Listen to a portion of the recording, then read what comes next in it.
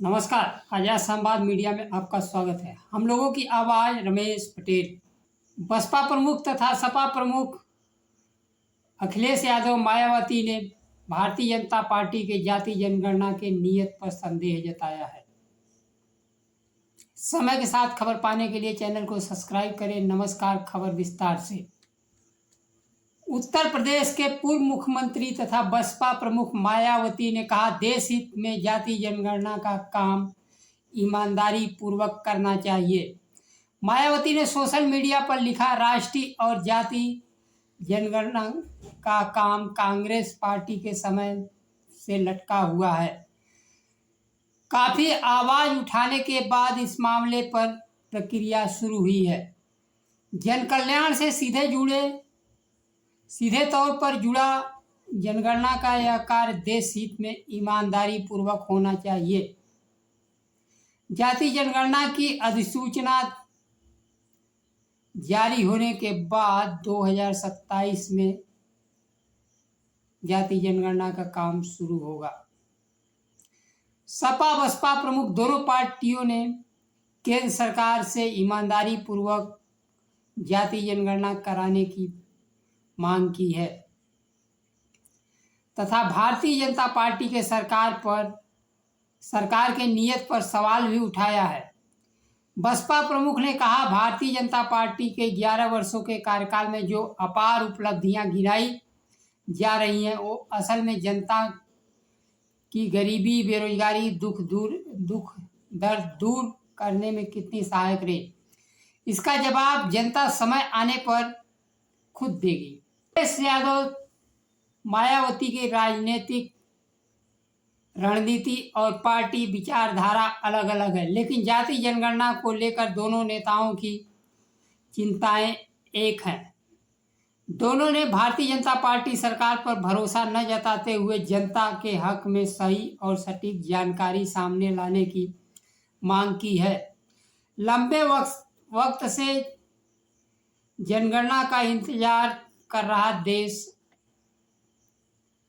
अब खत्म हो गया है, क्योंकि जनगणना की अधिसूचना जारी हो गई है। देश की जनगणना 2021 में हो जाना चाहिए थी, लेकिन विश्व गुरु मोदी सरकार के कार्यकाल में चुनाव तो होते रहे, लेकिन जनगणना के काम को कोविड का बहाना बनाकर टाला जाता रहा।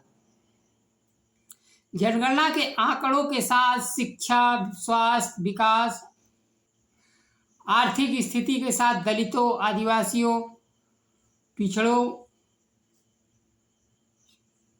चुनावी निर्वाचन क्षेत्र निर्धारित किए जाते हैं और पिछड़ों के लिए नीतियां भी बनाई जाती हैं। समाजवादी पार्टी प्रमुख ने भारतीय जनता पार्टी के भरोसा पर कहा, कुंभ भगदड़ में मारे गए लोगों को लेकर हमला बोला और कहा, जो लोग दावा करते थे कि कुंभ में 33 जाने गई, अब तो 82 के आंकड़े आ गए हैं। उन्होंने कहा, आप मुआवजा न देना पड़े इसलिए आंकड़े छिपाए गए। उन्होंने कहा, सरकार अब भी कई चीजें छिपा रही है, अभी सच्चाई सामने नहीं आई है। सपा प्रमुख ने कहा,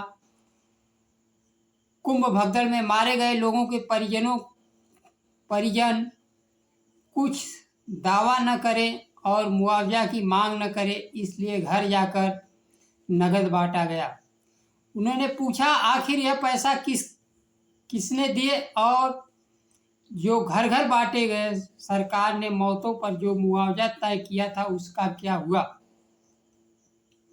सरकार ने 25 लाख रुपए मुआवजा देने की बात कही थी और बीबीसी के आंकड़ों के अनुसार परिजनों को 5 लाख रुपए दिए गए। अगर नगद परिवार को दिया गया तो वापस नकदी किसे मिली?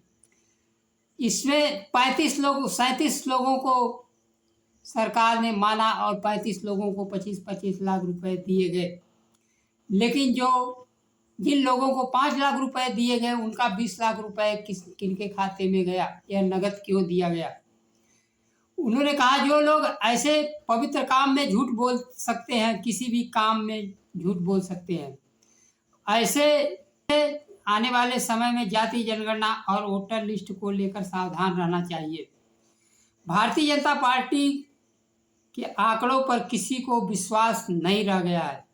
देश में बड़े पैमाने पर बेरोजगारी है। उन्होंने रोजगार और नौकरी के सर्टिफिकेट नहीं दिए। दिल्ली लखनऊ की नीतियां बड़े पैमाने पर बेरोजगार बनाने का काम किया। अगर अपना ही घोषणा पत्र बार बार पढ़ते तो लाखों का नहीं करोड़ों का आंकड़ा देते।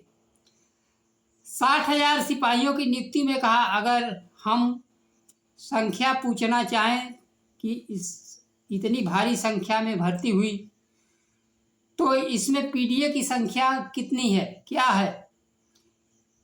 सरकार बताए पीडीए की हकमारी कौन कर रहा है। इस भर्ती में पीडीए की हकमारी किसने की? सिर्फ पीडीए के आंकड़ा सरकार दे दे कितनी पीडीए लोगों की भर्ती की गई।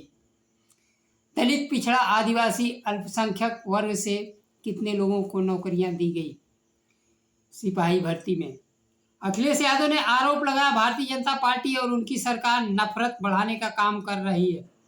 बहराइच, संभल आदि स्थानों पर लगने वाले मेलों के लिए प्रशासनिक अनुमति न मिलने पर कहा, हमारी परंपरा मिलीजुली संस्कृति की रही है।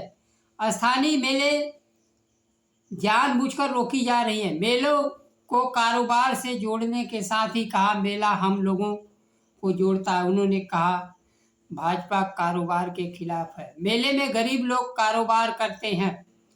मेला गरीब लोगों के लिए होता है और मिलने का स्थान भी होता है।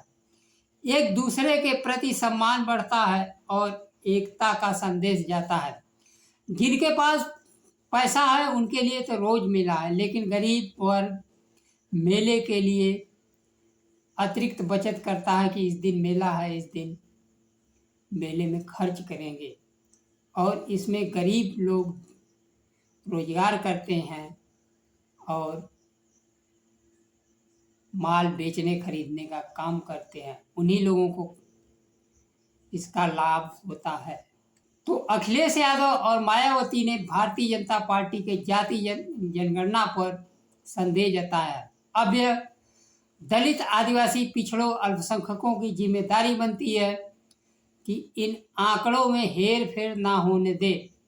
ना ही जाति जनगणना के और ना ही वोटर लिस्ट। अपना वोटर लिस्ट बार बार जाकर देखकर नाम दर्ज कराएं और अपने हक अधिकार की लड़ाई आगे बढ़ाएं।